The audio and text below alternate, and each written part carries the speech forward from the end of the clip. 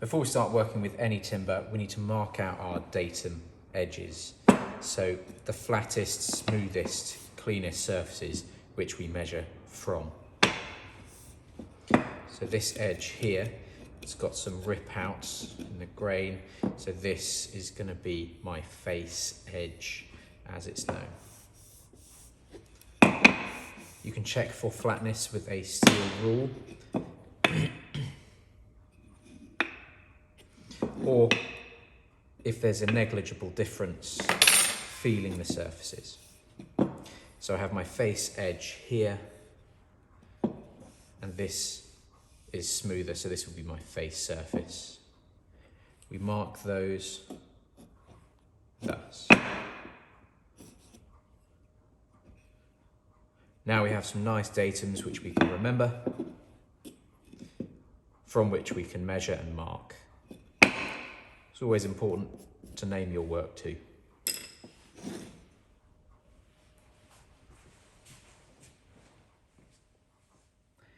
Now I've marked out my piece of timber, I am ready to start marking out a mortise and tenon example joint. So the first thing I need to determine is the thickness of the timber. So with my rule, I'm going to measure from a flat surface, and I can see here it's at 20, looking along to see the thickness. That 20, I'm going to mark on my marking gauge here. So the marking gauge has one pointy spur on it and a stock that we can move up and down. I'm going to use my steel rule to get this at 20. Once it's there, I can do up the screw on the other side to hold that stock in place. Measure it again to double check, and that is at 20. I'm going to start off by marking the tenon end, which I'm going to put on this side here. This baseline is going to go all the way around, so gently pulling the marking gauge along the work, trying not to rip the timber as it scores a line. I'm applying pressure with my middle finger here to the back of the stock so that I get a clean edge. We don't want the stock to be at an angle as we're marking. It must be flat against, in this case, the end grain.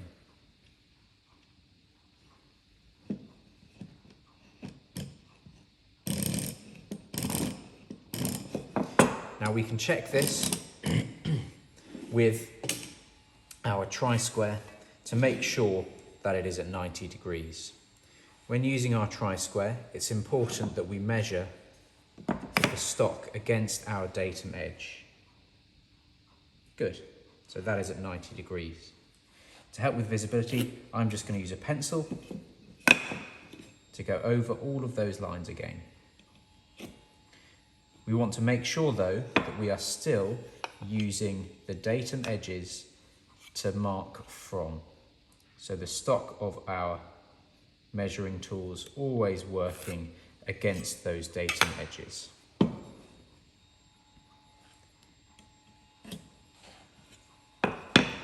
So there we have our baseline. Next up, we need to mark the tenon on the end here, the peg, which is going to fit into the hole. For this, we use our steel rule again and start off by measuring where the centre of our work is. Being 70 millimetres wide, our centre is 35 millimetres. This I'm going to do with a pencil rather than what I'm about to use, a marking knife. Now I want a square mortise and tenon, so with the thickness of the timber being 20, I need to mark 10 millimetres either side.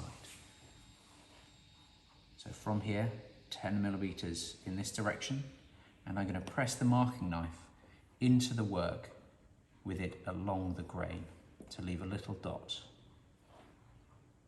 And the same on the other side.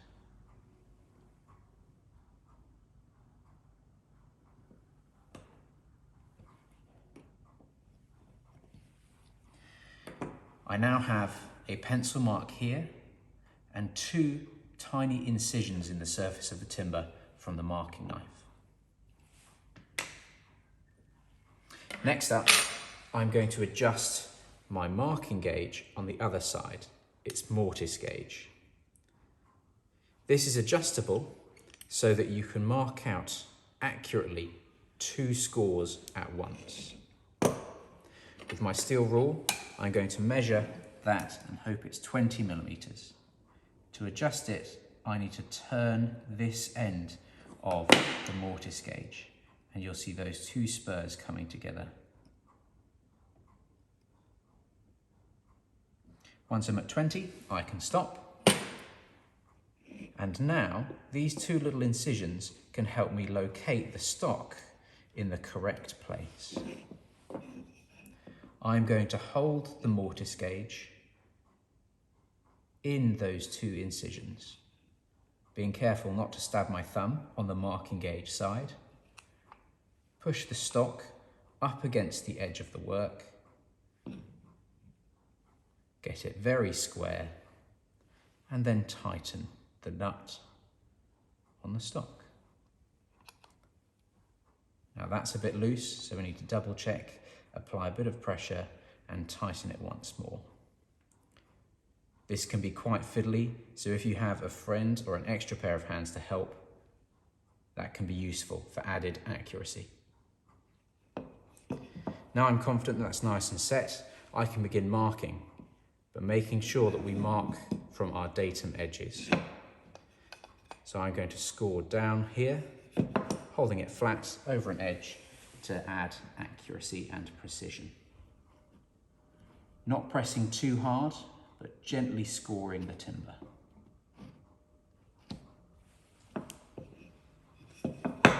Always marking from the datum edges.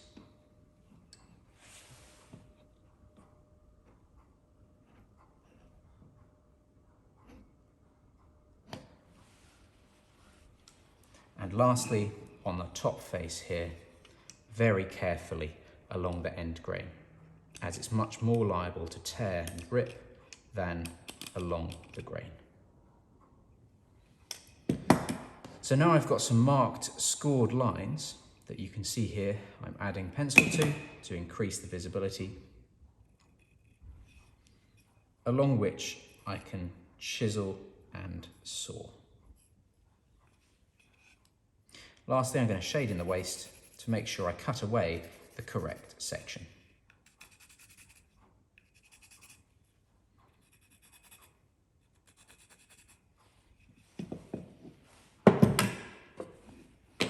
Then we have marked out our tenon.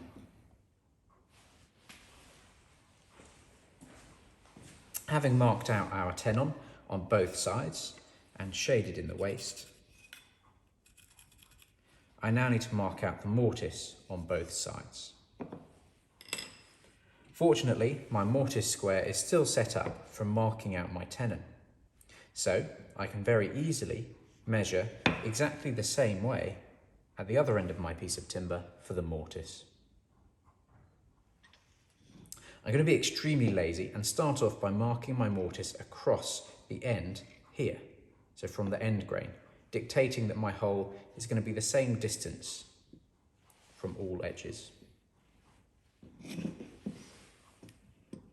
So pressing gently so I don't rip the timber, but just score it.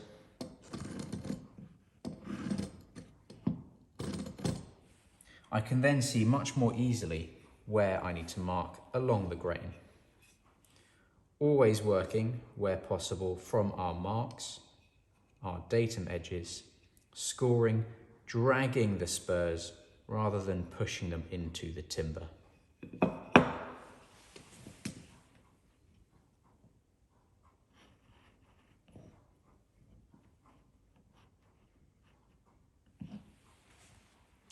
We can do the same on the other side to make sure that our hole matches up perfectly and is straight. So I'm going to flip the timber over and again, mark from the end first.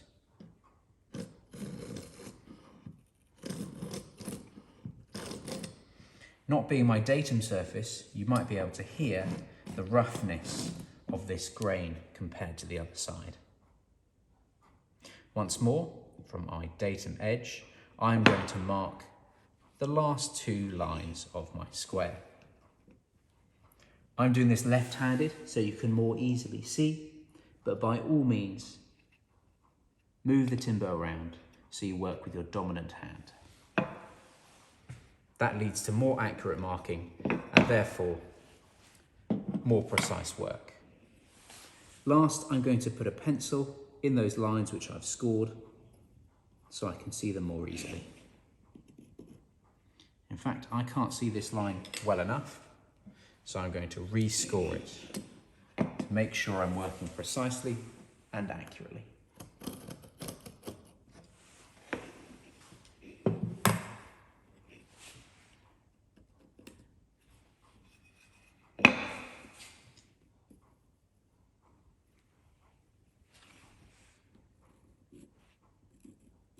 And again, having done it left-handed, I cannot see this one, and so I'm going to remark it. This time, using my right hand.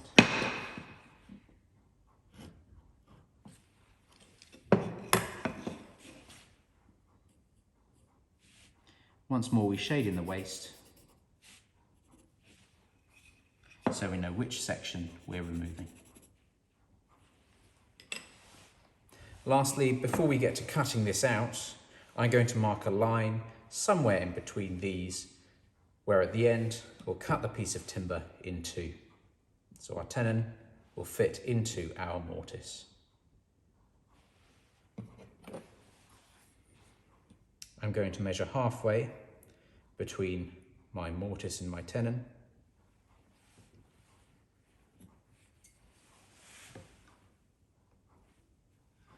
With my marking knife, make a tiny little mark so I can reposition it once I have my tri-square in place against our datum edge. Put my marking knife in that hole again and push the tri-square up against it.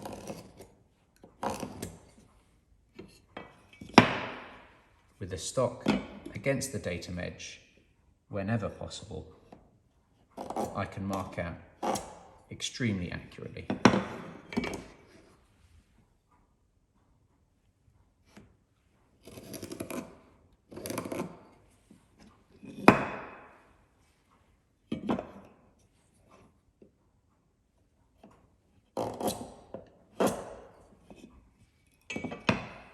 And lastly, for added visibility, just like before, going over the top with a pencil.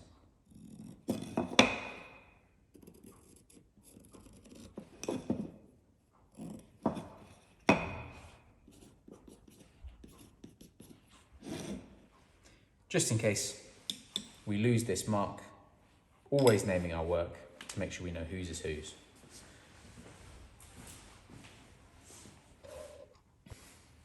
Now we have our mortise and tenon clearly marked out, we're ready to begin cutting. When we cut, we want to try and saw across the grain. Where possible, chisel or chop down the grain. So to start with, I'm going to begin cutting my tenon and sawing down this line here. Now for beginners, you may wish to saw a couple of millimeters away from the line rather than right on top. I'm going to hold it in the bench vise, nice and far from the end of my cut, so that I do not saw into the vise or the bench. I'm going to be using a dovetail saw here, which has very fine blades and a very small curve, a very thin blade. It's got a back to it, so it is very stiff. We'll keep a straight cut. I'm going to use my thumb against the soft part of the blade, not the teeth at the bottom, to keep it in position as I start off with a nice wide stance and pull backwards, gently letting the saw catch the timber.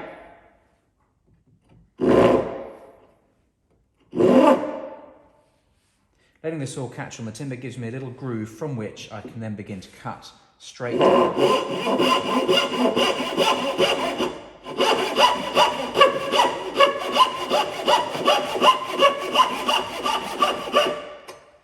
I tend to cut at a steep angle so that I can see the side which I'm cutting most.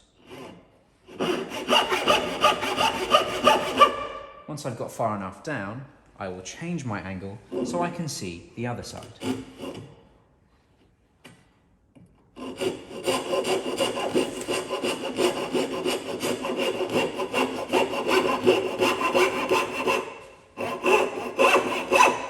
Once I've got far enough down, I will level the saw and cut all the way to the lines I've marked.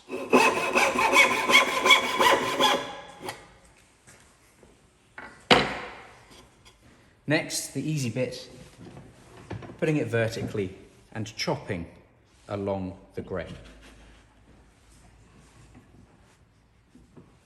A good rule of thumb is to remove half the material at a time. So with a nice wide chisel here and hands behind the cutting edge, I'm going to remove half the work and half again until I get a nice clean edge. By removing half at a time, it's more likely you'll get a straight edge here. As I get close to the end, I can see that the grain is actually twisting within the timber. And so I'm going to put my work at an angle. Rather than using the mallets, I'm going to use my body weight alone.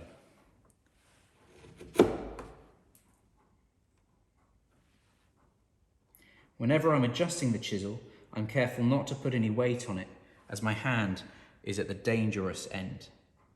Whenever I'm applying any pressure, I want my hands behind the cutting edge.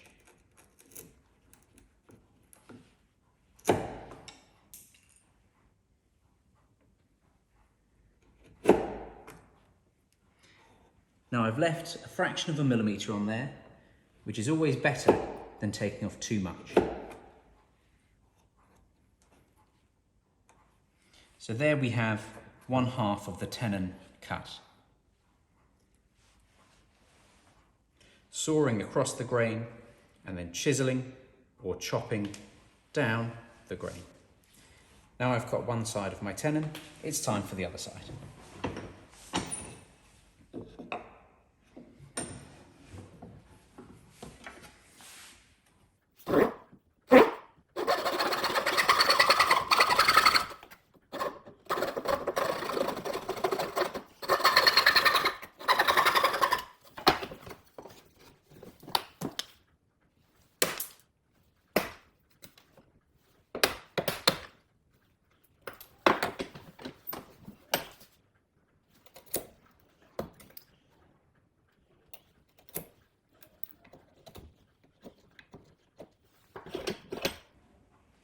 You'll notice here I have a little bit of timber left over where I've not quite cut deep enough.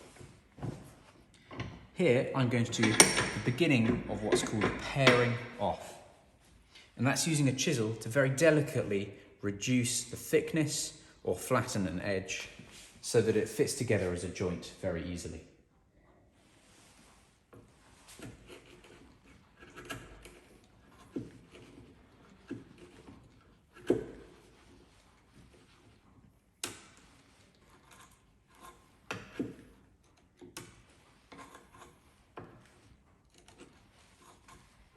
Much better. So now I have a fully cut tenon. Next up, we're going to be cutting the mortise.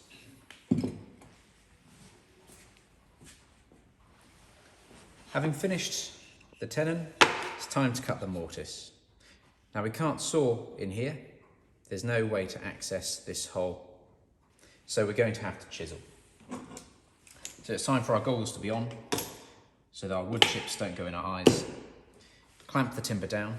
We want a nice wide chisel. Fortunately, I have a 20mm chisel, the same width and thickness of my timber. I said earlier, we want to try and cut with a saw across the grain where possible. We can't do that this time, so we're going to start off gently with the chisel, marking out our edges. When you've marked out well, your chisel will fit straight into the lines that were scored by the mortise gauge. So when you're chiselling, once you're set up, you want some solid, single hits.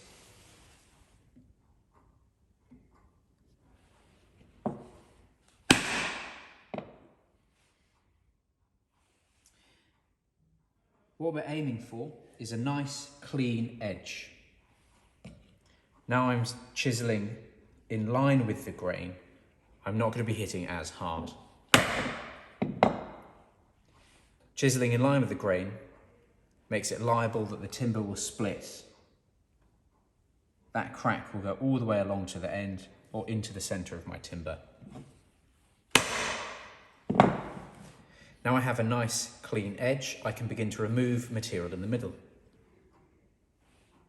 I'm going to start off by disrupting the grain, chopping across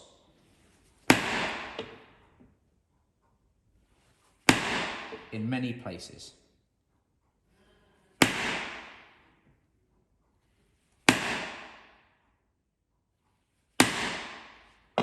This weakens the grain, allowing me to pick it out with the chisel.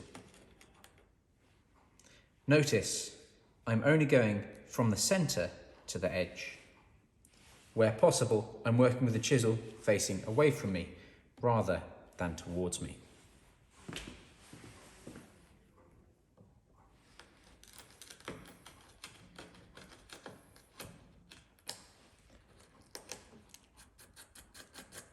Now we've taken off about 1 millimetre, we repeat that process. Keeping nice, clean and sharp edges using the flat side of the beveled chisel on the outside rather than the bevel. This way would be incorrect. We want the flat edge on the outside.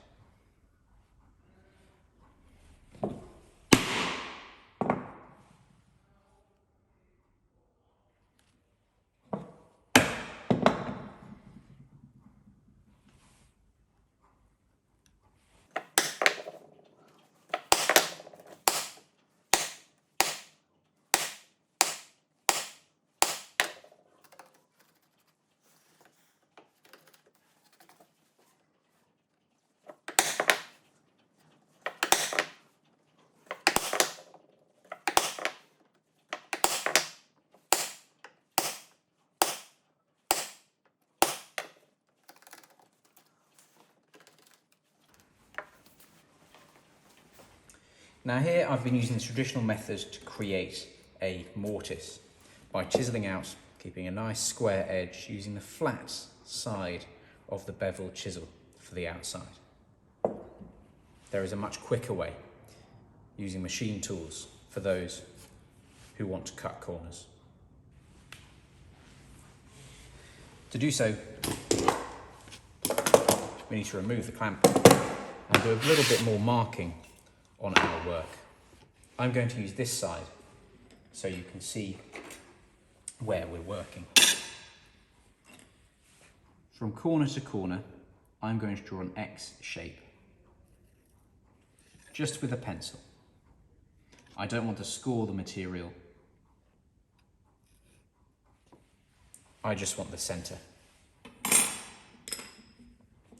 With that centre, we can use something called a bradawl, which is usually for starting the hole for a screw. Here. In this case, it's going to be so that I can use a Forstner bit to remove the vast majority of this material, rather than chiselling it.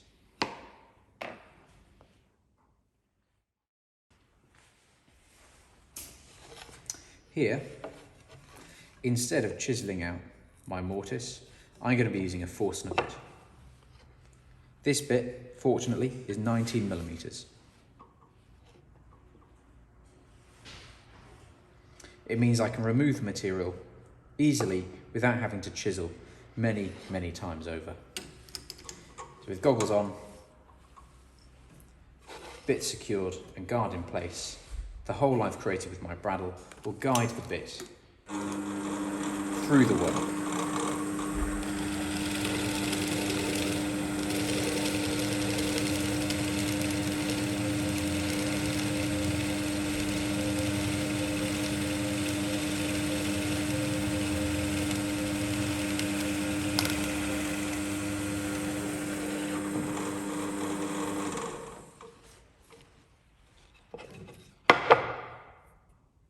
Having stopped before the end, you can see that Forstner bits push the material out as well as cutting it. So it's important to make sure that you've done some chiselling on the other side so the work does not split along the grain.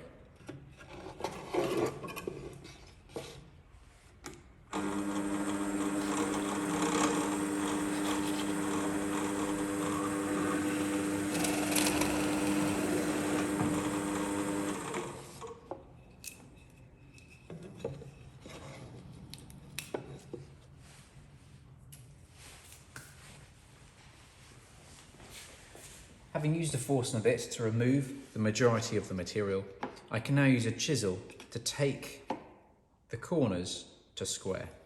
So once again, clamping the work, and this time using a narrower chisel.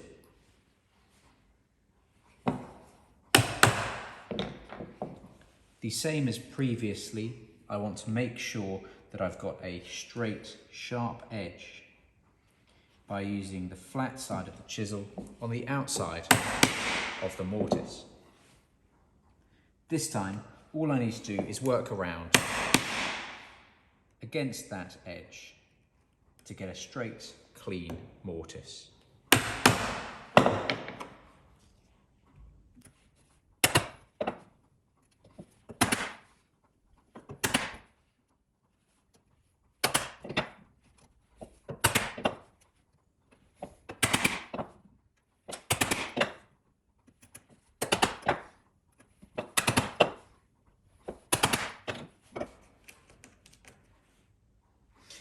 Now that I'm at a depth about halfway through, I'm going to flip the timber over. This helps get a nice, clean, straight hole and prevents any splitting on the outside, the visible side of the timber. You'll notice throughout this process, I'm taking time to make sure the chisel is perfectly vertical.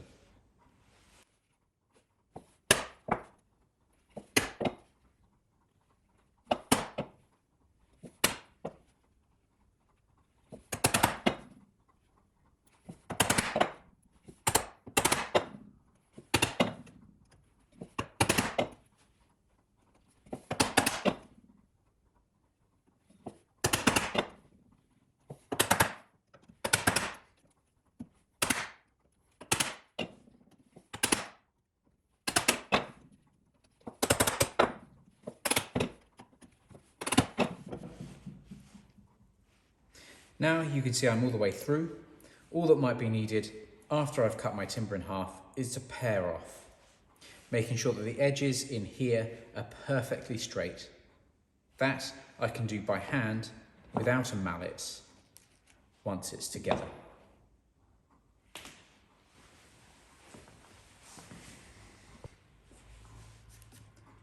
Now I've cut most of my mortise and I have my tenon, I'm ready to cut the timber in half. I'm going to release the clamp, remove my sacrificial timber, and use a bench hook to cut along. We hold that in the vise, line up our work that we've marked with this, in my case, right hand edge, and then, for a little bit of ease, clamp the work.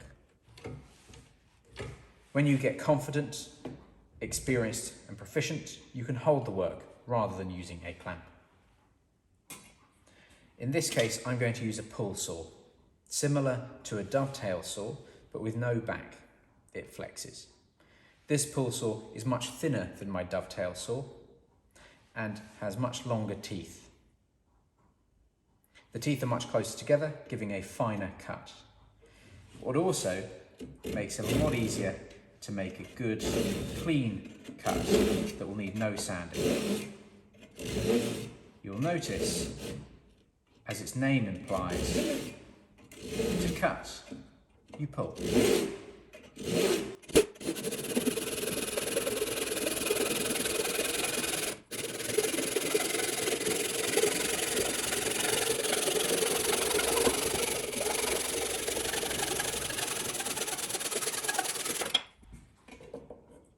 And here we have the tenon end of our mortise and tenon.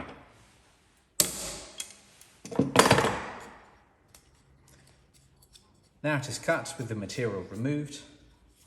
We make sure that when we turn it over, we keep those datum edges in the same position. Now I have a good sign, it doesn't fit together. I've not removed too much material. That means the last stage of pairing off will mean I can get a very tight fitting joint. My joint is nearly ready to go. It's just time to pair off. I can see that the joint fits in well vertically along the grain. It's just horizontally across the grain that it needs to be paired off. Holding my datum edges together, I can see which areas need to be removed most. To do so, just like before, I'm going to put this into the vise, use the widest chisel I can find to create a flat surface along that edge. Each time I take off a bit of material, I'm going to recheck it against my joint.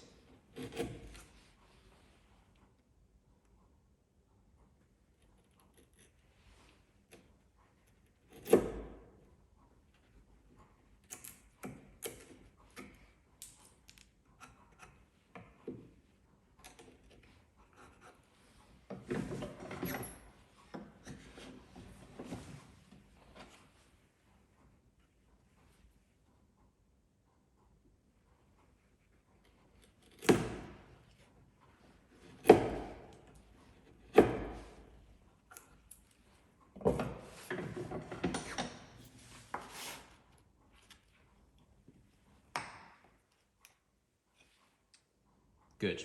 We're almost there now. What I can do is look in the end to see that my mortise also needs a little pairing off. This is now more difficult because there's less material to clamp.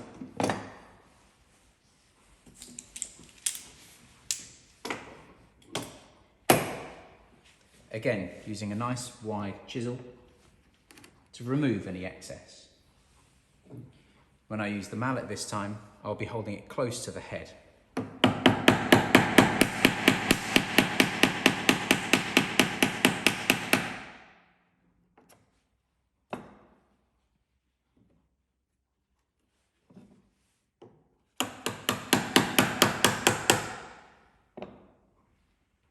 Having not gone full depth, I can make sure that I don't get any splitting on the other side.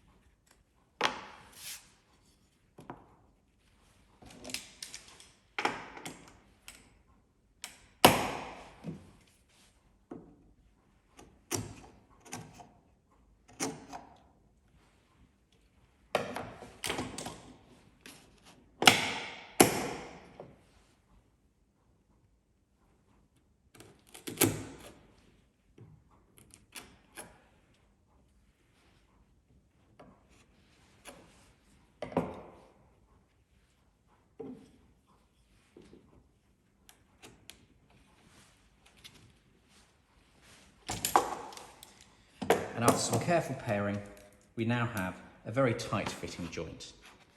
One which needs a lot of pressure to put together and will be very difficult to remove. If you need to hammer your joint together, it should be done with some sacrificial timber and very light taps.